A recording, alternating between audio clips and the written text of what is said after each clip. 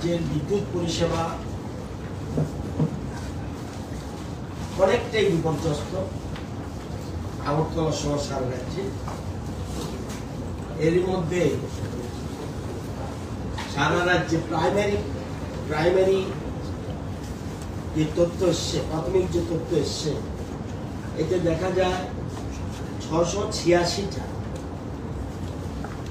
Pole ভেঙে গেছে, 234 kilometre line বিদ্যুৎ ছিন্ন, তার ছিঁড়ে গেছে এবং 82টা ট্রান্সফরমার বিকল হয়ে গেছে। আমরা যুদ্ধকালীন পরিস্থিতি, গতকাল এই রেমেলের তাণ্ডবের মধ্যেও বিদ্যুৎ দপ্তরের কর্মী, লাইনম্যান থেকে শুরু করে বা যারা ঠিকাদার সংস্থা সারা রাজ্যে, আমরা অনেকে বাড়িতে ছিলাম, কিন্তু তারা কিন্তু এই ঝড় তুফান উপেক্ষা করেও বিভিন্ন জায়গায় তাদের যাতে বিদ্যুৎ পরিষেবা ঠিক থাকতে পারে তার জন্য কাজ করে গেছেন। আমি তাদেরকে ধন্যবাদ জানাই। আমরা যে সংখ্যাটা আমি বললাম, এই অবস্থা, শুধু কয়েকটা পিকচার দেখছে আমার কাছে, হাজার হাজার পিকচার রয়েছে, হাজার হাজার পিকচার। এই অবস্থা দেখুন যে কিভাবে সম্পূর্ণ গাছ ভেঙে পড়েছে। আমরা এখানে বসে আগরতলা এখানে সচিবালয়ে বসে আমরা অনুমানই করতে পারবো না কি ধরনের কাণ্ড হয়েছে। এটা হলো এই অবস্থা, এই দেখুন এই অবস্থা, ইনক্লুডিং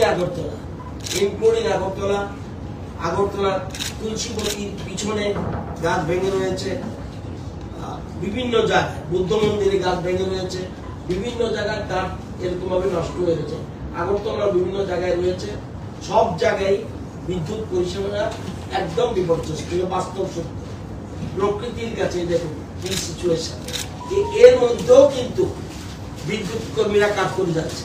এই কালকে যখন গাছ একদিন কাজ করছে, আরেকদিকে তারা কাজ তৈরি করছে।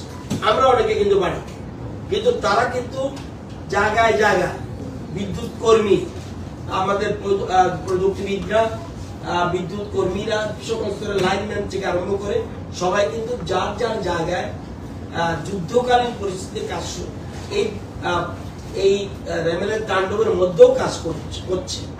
এবং আগরতলা শহর জিবির কাছেও, এটা আগরতলা জিবির চিত্র, বিভিন্ন জায়গায় এরকম হাজার হাজার। এটা বড় বড় গাছের চিত্রটা আপনারা এখানে ফটো তুলে নেবেন। বড় বড় গাছের কিছু চিত্র আমি দিলাম, কিন্তু ছোট গাছ পরে সম্পূর্ণ বিপর্যস্ত। এবং যেটা আমি বললাম যে 686টা প্রাথমিক যে রিপোর্ট এসেছে, 686টা পোল ভেঙে গিয়েছে। আগরতলা, মোহনপুর, জিরানিয়া, ধর্মনগর, পানিসাগর, কাঞ্চনপুর, কুমারঘাট, কৈলাসহর, তেলিয়ামুড়া, অর্থাৎ ত্রিপুরা রাজ্যের সর্বত্র কিন্তু সব জায়গায়, বিলোনিয়া, ধলাই, গোমতী, সিপাহীজলা, সব জায়গায় কিন্তু এরকম অবস্থা হয়েছে। এবং এর মধ্যে কিন্তু বিদ্যুৎ পরিষেবা দেওয়ার জন্য চেষ্টা করছে। আমরা প্রত্যেকটা সাব ডিভিশনে 3-4টা করে ব্যাচ লাগিয়ে দিয়েছি। একটা ব্যাচের মধ্যে 4-5 জন করে লোক রয়েছে, ঠিকাদারি সংস্থা যত সবটাই লাগিয়ে দিয়েছি। এক একটা ব্যাচে 4-5 জন লোক আছে এবং সেই ঠিকাদারি সংস্থার সাথে আমাদের দপ্তরের লোকও সেখানে যুক্ত রয়েছে। আগরতলা ডিভিশনে আমরা আশা করছি, যদিও দিন উঠে গেছে, কিন্তু আগরতলা ডিভিশনে রিকভারি আমরা আশা করি আজকে পর্যন্ত 80% উঠাতে পারবো। আগরতলা আজকে আশা করছি। এই যেমন বর্দোয়ালি গাছ পড়েছে, আমতলিতে গাছ পড়েছে, গান্ধীঘাটে গাছ পড়েছে, সেকেলকোটে গাছ পড়েছে, বুদ্ধ মন্দিরে গাছ পড়েছে, কুঞ্জবনে গাছ পড়েছে, তুলসীবতী স্কুলের পিছনে গাছ পড়েছে, ছোট গাছের অসংখ্য রয়েছে। এবং মফস্বলের দিকে 50% আমরা আশাবাদী রিকভারি আজকে করতে পারব। এই যে বলছি পোল ভেঙে গেছে, তার ছেড়ে গেছে, খবরটা কিভাবে জানবে? আপনাদের আইডিয়া আছে? কারো আইডিয়া আছে? এই যে আমি বলছি তার ছেড়ে গেছে, কিভাবে জানবে দপ্তর? একটু বলুন একটু। আমরা এটা কিন্তু আমি আজকে অন্য কারণে বলছি। এই যে ওই দিন সাবরুমের লোকটা মারা গেল, নিশ্চয়ই আমাদের ব্যর্থতা। দপ্তরের কাছে লক্ষ লক্ষ কর্মী নেই, হাজার হাজার থাকতে পারে। আপনাদের এই যে বলছি 686টা পোল ভেঙে গেছে, কে বলবে? কিভাবে জানেন দপ্তর? আপনাদের একটু এটা একটু আমি কিছু রাজনীতি ডিসকাশন করে নিচ্ছি। একদিকে দপ্তর তার লাইন মেম্বার খবর নিয়ে নিয়ে যতটুকু পারে, সেকেন্ডলি পাবলিক ফোন করে, ইয়েস, পাবলিকের ফোন আসার পরে এই 686টা প্রাথমিক রিপোর্ট। এই যে বলছি তার ছেড়ে গেছে, এটাও কিন্তু পাবলিক প্লাস ডিপার্টমেন্টের শুধু একা করে যাবে। আমি ইচ্ছা করলে লাইটটা এখন উঠে দিলাম, লাইট কিন্তু চালু করে দিতে পারবো। লাইট চালু করলে লোকটা যদি মারা যায়, কতের মধ্যে তার ছেড়ে রয়েছে। যে দপ্তরের সিস্টেম, এটা আমার রাজ্যে সর্বত্র। পশ্চিমবঙ্গে আমি ধনেখালি গেছিলাম, বজ্রপাত হচ্ছে, ট্রান্সফরমার লাইন অফ করে দিয়েছে। কেন? কারণ ট্রান্সফরমার নষ্ট হয়ে যাবে। যদি লাইন চালু থাকে এই ঝড় তুফানের মধ্যে, যদি লাইন চালু থাকে ঝড় তুফানের মধ্যে, যদি তার ছেড়ে যায়, একটা লোক বা দুটা লোক বা 10টা লোক বা গরু বাছুর ছাগল কোনো কিছু মারা গেল, আমি দরকার হলে আধা ঘন্টা 1 ঘন্টা আমার কারেন্ট না থাকলো, কিন্তু সবচেয়ে আগে দেখতে হবে মানুষের প্রাণ। দেখবেন সাবরুমে একটা প্রাণ গেছে, কিন্তু এটা কিন্তু কমপ্লেইনটা আমরা কেউ পাইনি, কিন্তু তারপরে আমরা অ্যাডমিট করে নিচ্ছি যে আমাদের ব্যর্থতা। এই ঝড় তুফানের মধ্যে কিভাবে আমরা জানবো? আমাদের কাছে আমি জানি না, আপনারা তো ইঞ্জিনিয়ার মানুষ, এনি টেকনোলজি যে সাবরুমের কলাছড়িতে একটা তার ছেড়ে গেছে, কে জানবে? ওই কলাছড়ি গ্রামেরই কেউ ফোন করতে হবে, নতুবা জানবে না। আপনাদের আগর তো দেখবেন, এই জন্য আমার কাছেও তো যারা ফোন করে রাত 2টা হলে আমি রিসিভ করি। অনেকে বলছে আপনি এরকম ফোন রিসিভ করছেন, আমি বললাম ঠিক আছে, কল সেন্টার বিজি থাকে। তো সেখানে এই খবরগুলি কিন্তু প্রাথমিক রিপোর্ট হলো, আরো কিন্তু আসবে খবর কিন্তু আজকেও আসবে। আজকে প্রথমপুর থেকে আমার কাছে একটা ফোন এসছে, মোস্ট প্রবাবলি প্রফেসর। তো খবরটা না জানলে কিন্তু বিদ্যুৎ দপ্তর কিছু করতে পারবে না। আর বিদ্যুৎ দপ্তর খবর জানলেও, যেমন ঝড় তুফান শুরু হলো, লাইনটা কেটে দেওয়া হবে না, লাইনটা আমরা বলছি হ্যাঁ কেটে দিয়েছি ইচ্ছা করে। আমি তারটা ছিল, একটা লোক মারা গেল, আমি ওই গ্রাহকের শুধু বেনিফিট দেখলে হবে না, আমার রাজ্যের মানুষের প্রাণের কথা আগে সবচেয়ে প্রায়োরিটি দিচ্ছে মানুষের প্রাণ। এটা কে কোন ভাবে দেখবে আই ডোন্ট নো। আমি আগে যারা বিদ্যুৎ তাদের কাছে কি তথ্য আছে আমি দপ্তরের ভিতরে ঢুকে রেখেছি, যাতে বুঝতে পেরেছি যে আমারও একটা ডাউট ছিল, আরে ঝড় তুফান আসলে গাড়ি চলে যায়, কিন্তু এখন দপ্তর চালাচ্ছে, আমি বুঝতে পারছি ঝড় তুফান আসলে ইচ্ছা করে লাইনটা ডিসকানেক্ট করা হয় যাতে মানুষের কোনো ক্ষতি না হয়। আবার পরিস্থিতি দেখে তারপর লাইনটা উঠিয়ে দেয়, কিন্তু এটাও কিন্তু রিস্ক, কারণ যদি সবটা জায়গায় খবর না জানা যায় তাহলে কিন্তু সমস্যা থাকবে। তো এই জানার জন্য এবং যেটা বলছি যে ক্ষতি হয়েছে, প্রাথমিক দৃষ্টিতে আমাদের প্রায় 2.5 কোটি টাকার মতো, 2,50,00,000 মতো ক্ষতি হয়েছে। আরো খবর আসবে, কিন্তু প্রাইমারি তদন্তে যেটা আমরা দেখছি। আপনারা মনে রাখবেন, এইবার কিন্তু প্রচুর গরম। প্রচুর গরমটা কি? অন্যান্য বছর গরম কোন মাসে আসে? অন্যান্য বছর জুন মাসে। জুন মাসে গত বছর গরম কি ছিল? মেগাওয়াট কতটুকু কারেন্ট দরকার ছিল? 362 মেগাওয়াট দরকার ছিল।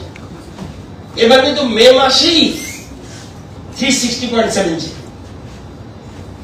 প্রচুর চিত্রটা, অর্থাৎ আমরা সবসময় দেখছি, যেমন আমরা মে মাসে যদি দেখি 21-22 ছিল 360, 22-23 ছিল 303 মেগাওয়াট, 23-24 ছিল 344, এবার 360।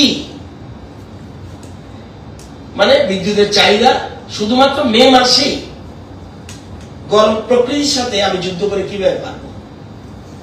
এবং এই যে কারেন্ট, এই যে বিদ্যুৎ, মানে এই যে বিদ্যুতের চাহিদা বাড়লো, অত্যধিক গরম, এবং এটা বিশেষ করে আমাদের আগরতলা পেরিফেরি, যেটাকে যদি আমরা বলি আগরতলা পেরিফেরি বলতে electrical division 1, division 2 and capital complex, এই তিনটা যদি ধরি 1,66,000 ভোক্তা আছে। আমাদের যা কারেন্ট ত্রিপুরাতে লাগে, আজকে আমাদের কারেন্ট লাগে, কত লাগে? আমাদের কারেন্ট লাগে 125-এর মতো, শুধু আগরতলা লাগে 360 মেগাওয়াট দরকার আমাদের শুধু আগরতলাতে লাগে। 3 ভাগের প্রায় 1 ভাগ, 124.46 শুধু আগরতলাতে, 360-এর মধ্যে। এই যে বিদ্যুৎটা লাগে কেন? অত্যধিক গরম। অত্যধিক গরম হলে তাহলে আমি এসি লাগাবো। এসি লাগানোর জন্য আমার কোনো, আমি কাউকে দোষ দিচ্ছি না, এসি লাগাবেই। তাইলে অনুমোদিত একটা, প্রত্যেক বাড়িতে অনুমোদিত একটা লোড আছে, অনুমোদিত। অর্থাৎ আপনি যে যেটা করছেন, আপনি ওয়ারিং করছেন, ওয়ারিং করে বলছেন এতটুকু বাল্ব, এতটুকু এটা এটা এটা এটা লাগাবো। এরপরে যে আপনি লাগাচ্ছেন আর বলছেন না, কিন্তু আমাকে আর দপ্তরকে বলছেন না, আপনি একটা জায়গায় 3টা এসি মেশিন লাগিয়ে দিচ্ছেন, ফ্রিজ লাগিয়ে দিচ্ছেন, কিন্তু দপ্তরকে জানাচ্ছেন না। না জানালে কি হচ্ছে? তাহলে বৈদ্যুতিক যন্ত্রাংশগুলি, ট্রান্সফরমার, পরিবাহী তার, চাপ বেড়ে যাচ্ছে, এবং যার ফলস্বরূপ ট্রান্সফরমার বিকল হয়ে যায়, লাক্স থিম্বল গলে যায়, এবং যে তার লাগায় উচ্চ পরিবাহী, নিম্ন পরিবাহী, জাম্পারিং পুড়ে যায়, ফিউজ পুড়ে যায়। আপনি কিন্তু বলছেন না। এবং আমরা যদি প্রত্যেক বাড়িতে বাড়িতে যেতে হয়, যে আগরতলা শহরে তুমি যে এত রকম লোড দেওয়ার কথা, তুমি যে আপনি লাগান না, 3টা এসি লাগান, কে না করে, কিন্তু দপ্তরকে জানালে ওই জায়গার ট্রান্সফরমারের পাওয়ার বাড়িয়ে দেবে, তারের পাওয়ার বাড়িয়ে দেবে, তার আরো শক্তিশালী করবে, এবং লাক্স সিম্বল এগুলি ঠিকভাবে লাগানো হবে। এইটা করছে না।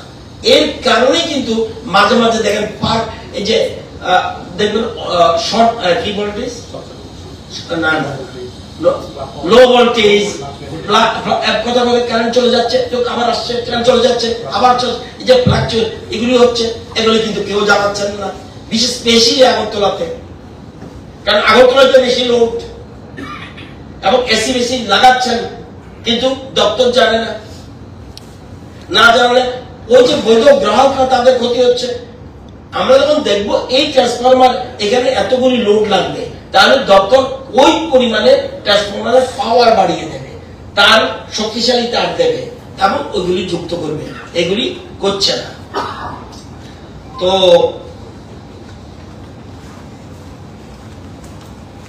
দেখা যাচ্ছে কালকে আমরা আমি যদি দেখি, অনেকে বলে আমি ফোনে পাই না, একটা শব্দ আপনাদের থেকে পাওয়া যায়। আমি যদি 23, 24, 25, 26, 27, 28 এই 6 দিনের আজকে শো দেখে, 23 তারিখে কটা আমরা কল পেয়েছি? কল বিভিন্ন ভাবে পাই। একটা হলো কল সেন্টার, আরেকদিনও বলেছিলাম আপনাদেরকে, ভালো করে আপনারা প্রকাশ করেছেন কিনা গড নোস। আপনারাও তো সহযোগিতা করতে হবে, কেউ কিছু সহযোগিতা করবেন না, শুধু লাইনটা জানে না। আমি রাগ করে ওকে বলে ফেলি, আরে ভাই তুমি তো বলছো তুমি বলছো লাইনটা উঠিয়ে দাও, লাইনটা যে ছেড়ে রয়েছে, লোক মারা গেলে তো তোমাকে আর খুঁজে পাবো না। কল সেন্টার 1912, হোয়াটসঅ্যাপ 9863596081, বিদ্যুৎ বন্ধু অ্যাপ, ওয়েবসাইট IVRS, এই বিভিন্ন ভাবে কিন্তু তথ্য পাওয়া যায়। কল সেন্টারে আমরা পেয়েছি 368। 23 তারিখ আমি সবটা বলে দিচ্ছি, টোটাল 23 তারিখ পেয়েছি 554টা। সাথে সাথে আরেকটা মনে রাখবেন, কল সেন্টারে যখন ফোনটা যায়, উনি যদি ফোনটা রিসিভ করার পর ওনার কাছে মেসেজ যাচ্ছে, দেখুন চেক করুন, কেউ ফোন বলছেন রিসিভ যাচ্ছে কিন্তু একটা মেসেজ যাচ্ছে না। যদি কেউ ফোন করে দেয়, বোধহয় আপনারা করেন নাই, আপনারা তো বোধহয় আমাকে ডাইরেক্ট করেন বোধহয়। যাই হোক, ভালো, আমি also call center, no problem. আমাকে ফোন করলে আমি কি করি? আমি আর কল সেন্টার করি না, আমি আইদার এমডি অথবা এজিএম অথবা ডিজিএম, তাদেরকে বলে দিই এই নম্বর থেকে একটা ফোন এসছে, আপনার কথা বলে ইমেল দলে গালি গেছি।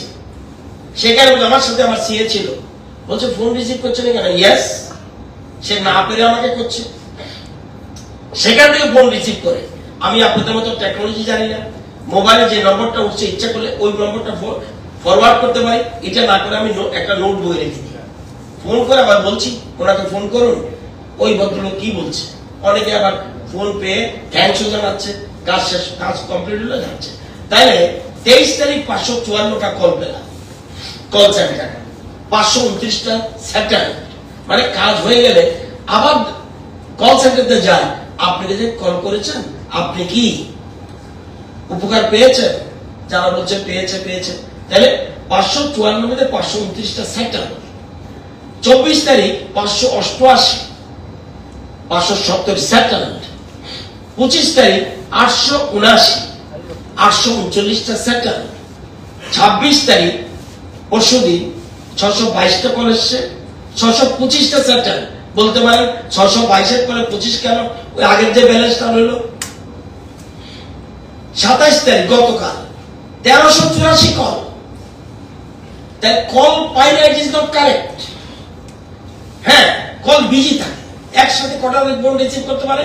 একসাথে ফোন কল রিসিভ করতে পারে 20টা কল সেন্টারে 1912। এবার এই 1384 মধ্যে 647টা কালকে রাত্রে বিদ্যুৎ কর্মীরা যার যাদের এই ঝড় তুফান নিয়েও কিন্তু সেটেল করেছে।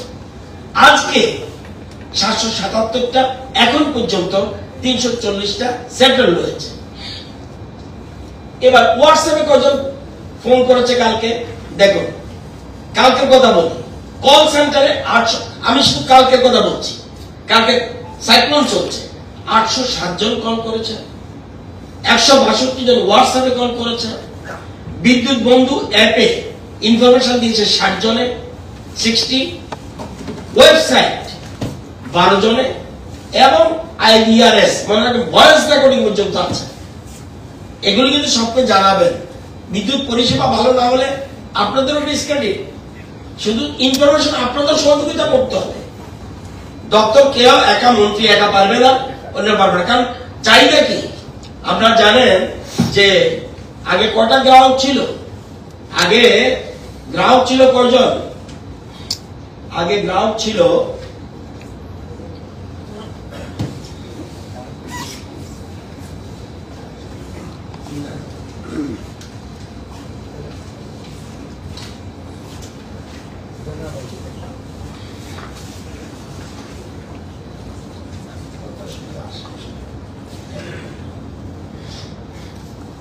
আগে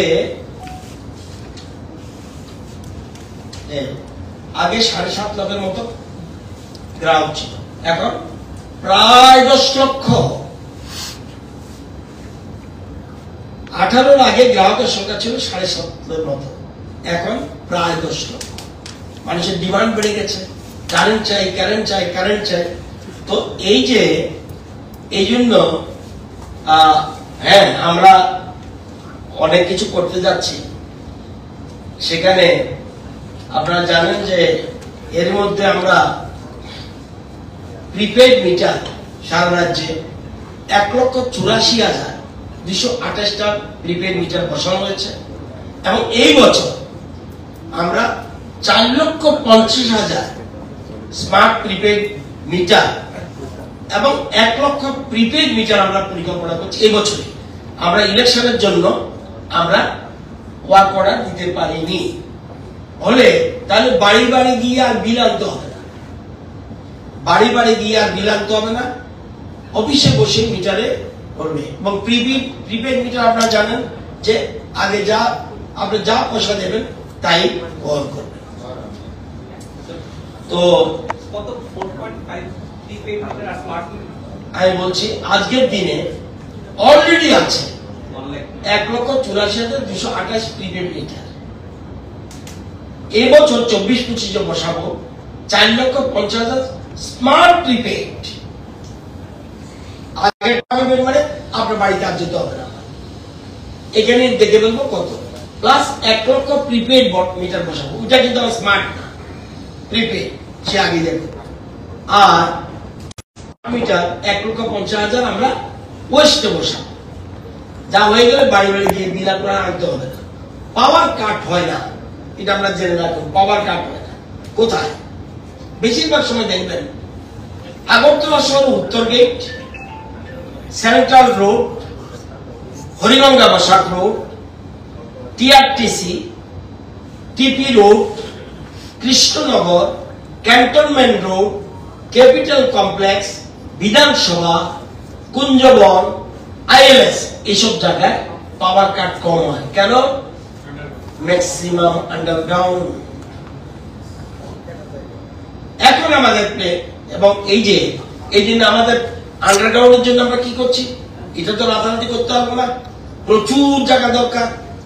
এই জন্য 33 কেবি লাইন যেটা, এটা আমাদের বর্তমানে আছে 130 কিলোমিটার ওভারহেড। এটা শুধু আগরতলা, শুধু আগরতলা কথা বলছি।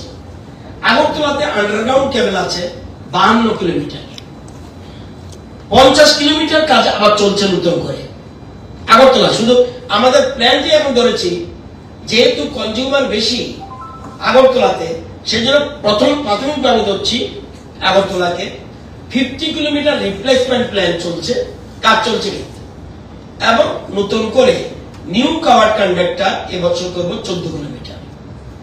এবার কেবি লাইন 3 কিলোমিটার, ওভারহেড লাইন 872, সারা রাজ্যে 872 আমরা কিলোমিটার আছে। আন্ডারগ্রাউন্ড কেবল 147 আছে, 122 আমরা রিপ্লেসমেন্ট করব, এবং সিসি কন্ডাক্টর যেটা আমরা বলি কভার কন্ডাক্টর, এটা 134 মিটার আমরা করব।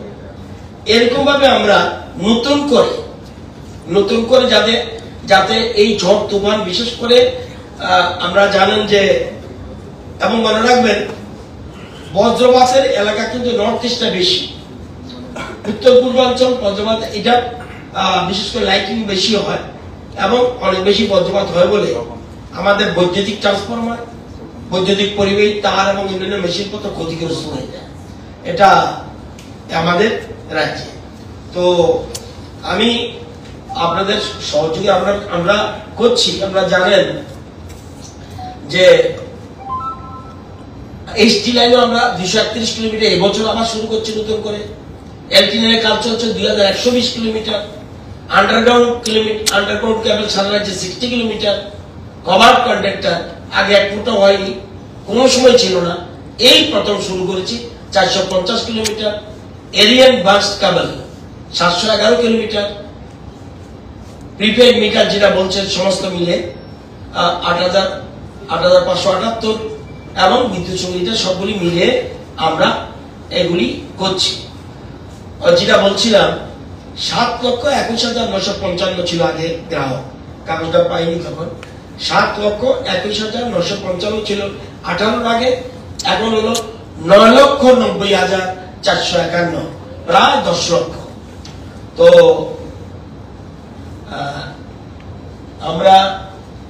আপনারা জানেন যে এটাও আপনাদের আজকে যেহেতু সাংবাদিক সম্মান জানা রাখা দরকার, প্রয়োজনীয় গ্যাস কিন্তু পাচ্ছি না। যেমন রুকিয়াতে 63 মেগাওয়াট বিদ্যুৎ উৎপাদন হওয়ার কথা, কত হচ্ছে? 40। কেন? গ্যাস নেই, নিচে সাপ্লাই দিতে পারছে না। বর্মরা 42 হওয়ার কথা আছে, ঠিক আছে, পেন্ডিং আছে, একটু আছে। গোমতীতে ওনার চোখে 101 কিলোমিটার 101 মেগাওয়াট 65 মেগাওয়াট মাত্র হচ্ছে। Shortage of gas. পালাটানা 726 হওয়ার কথা, হচ্ছে কত? 111। ওই যে প্রধানমন্ত্রী আগে বলছে এখন থেকে সৌর বিদ্যুতের দিকে যান, কোন একদিন শেষ হয়ে যাবে। রামচন্দ্রনগর 135 মেগাওয়াট, হচ্ছে 10 মেগাওয়াট।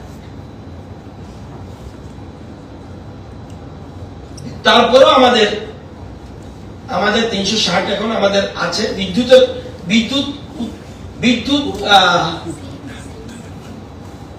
উৎপাদনের ক্ষেত্রে আমাদের কোনো প্রবলেম নেই, বিদ্যুৎ আমরা সাপ্লাই দিতে পারি। মুশকিলটা হয়েছে ডিস্ট্রিবিউশন, আমাদের সমস্যা দেখা দিচ্ছে। কারণ ওই যে ঝড় তুফান এবং দীর্ঘ বছর, এটা কিছু কাউকে আঘাত করার জন্য বলছে, দীর্ঘ বছর আসলে মেইনটেনেন্স হয়নি, এর ফল আমরা এখন ভুগতে হচ্ছে। এই যে অল্প বৃষ্টিতে অল্প তুফানে পোল পড়ে যায়, এই জন্য এটা হয়েছে। তো যাই হোক, তবুও দপ্তর তো দপ্তরই, যদিও বিদ্যুৎ নিগম আলাদা, বিদ্যুৎ নিগমের এমডি সাহেব আছেন, ডান দিকে আমাদের জেনারেল ম্যানেজার আছেন। চেষ্টা করছি, রাত্রে আমরা চেক পরীক্ষা করে দেখবেন, তারাও রাত্রে জেগে কিন্তু ডিউটি করছে। কিন্তু যেগুলি প্রকৃতির সাথে যুদ্ধ করবার বলা, এই কথাটাই পরিষ্কার বলা দরকার যে প্রাকৃতিক বিষয়ে কিন্তু কিছু বলার সুবিধা নেই। ঝড় তুফান আসলে আমি কিভাবে আটকাবো?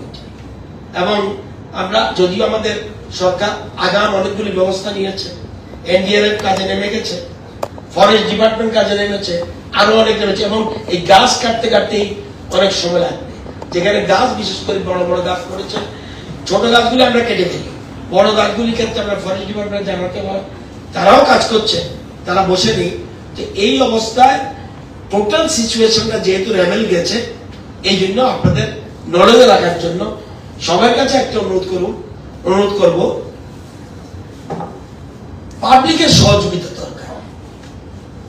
আপনি রাস্তা ব্লক করবেন, কি হবে? মানুষের দুর্ভোগ বাড়বে। এই বিদ্যুৎ কর্মী কিন্তু বাইরের কেউ নয়, 2-1 বাইরে থাকতে পারে সারা রাজ্যে, সবকিছু স্থানীয়। এই যে সাবরুমে যে আমাদের বিদ্যুতের ফিটকো স্টাফ কোথাকার? সব লোকাল। আপনি কাকে পারবেন? কাকে তারা লাগাবেন?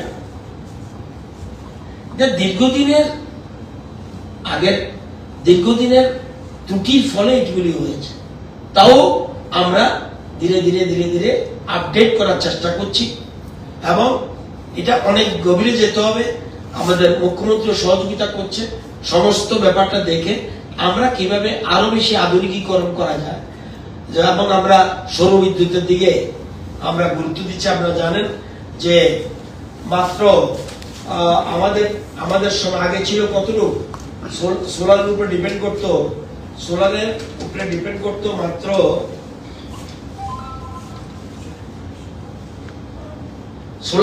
2018 পর্যন্ত 7 মেগাওয়াট অনলি। আর আমরা এটাকে বাড়িয়ে নয় 18 থেকে 24 পর্যন্ত এই সময়ের মধ্যে করেছি 12 মেগাওয়াট, অর্থাৎ 7 আর 12 এখন বর্তমানে 19 মেগাওয়াট। এছাড়াও গ্রিন এনার্জির জন্য আমরা গ্যাসের সেম গ্যাসে যাতে করতে পারে, আপনারা জানেন 100 মেগাওয়াট যেটা আমাদের ওপেন সাইকেল ইয়েতে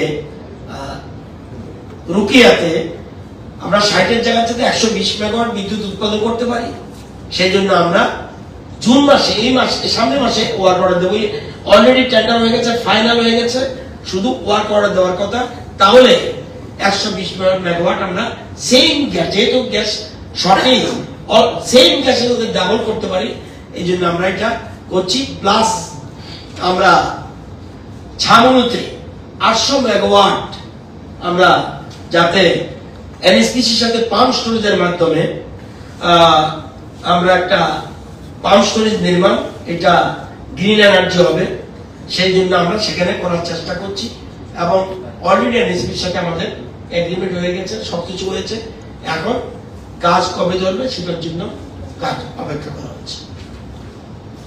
তো আপনাদের মাধ্যমে জানানোর অর্থ আপনারা একটু সহযোগিতা, বিশেষ করে এই কয়টাতে মাধ্যমে কিভাবে কমপ্লেন করা যায়, কোথাও না করলে আমাকে করবে, কিন্তু এগুলি আমার নাম্বার সবাই জানে, আপনারা তো জানেনই, অন্যরাও জানে, গ্রামের কৃষকরাও জানে, গ্রামের রিক্সাওয়ালাও জানে। সুতরাং কোনো অসুবিধা নেই, আমার ফোন করলে আমি ধরি। যদি মনে করে I am also call center, no problem, কিন্তু কল সেন্টার যেগুলি আছে সেখানে করাটা উচিত। এবং দেখা যায়, এই দেখো একটা জিনিস দেখালে বুঝলেন, এটা প্রচার হয়নি, আপনারাও করেননি, আমরাও নিশ্চয়ই পারিনি। কল সেন্টার এটা কোথায়?